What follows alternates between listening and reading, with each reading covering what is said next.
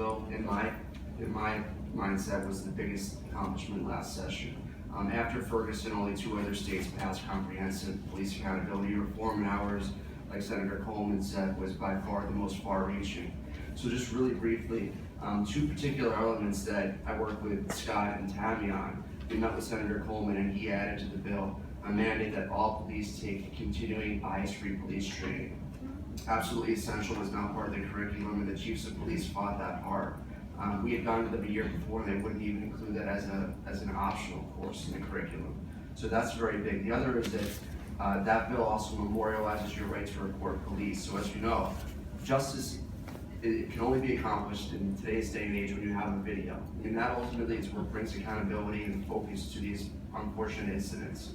That's why we have the momentum that we have. So now there's a state law that shows that you do have the right to report police, and if an officer violates that right, you can sue the police department. So that's some real teeth in it to make sure that police don't unlawfully stop people from filming. The other is that we know that in Ferguson, for example, and in Staten Island, there were miscarriages of justice where there was clear excessive force, and ultimately there was no criminal prosecution. Now in Connecticut, whenever there's death by physical force, so not only deadly force, but if an officer uses physical force and someone dies, that investigation must be put to an out-of-jurisdiction prosecutor. That's a great step in the right direction. I think there might still be work to do on that, but it's all about making sure that the public can trust the police again. And we're trying to provide the tools to help the police rebuild that trust, because to be honest, you're not going to do it on their own. We need to help hold their hand and force them there.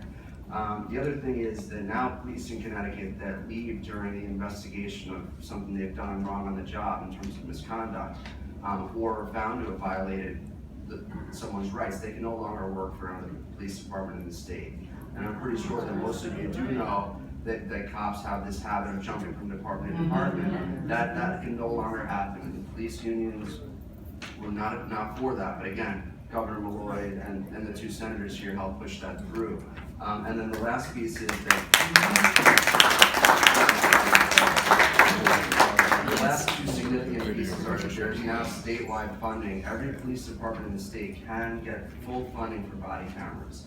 And I'm calling on everyone here to reach out to your local police chief and urge them to take advantage of that. I mean, they're going to find opportunities and excuses not to take advantage of that. We need video, we need transparency, and we need to know what police are doing. So you need to reach out to your police chiefs and say, there's a check waiting for you. You buy these body cameras for everyone on the force, and they will be fully reimbursed, not a dollar that the department has to spend on those cameras. In the first year of the recording fees to process that film and keep it is covered. So push them on that. And then the very last piece is that there's a minority recruiting and hiring aspect to the law also, and that was a very tricky one during the discussion. Departments should reflect the communities they serve. So it is a huge accomplishment. There's a lot of enforcement to be done, but I appreciate everyone being here.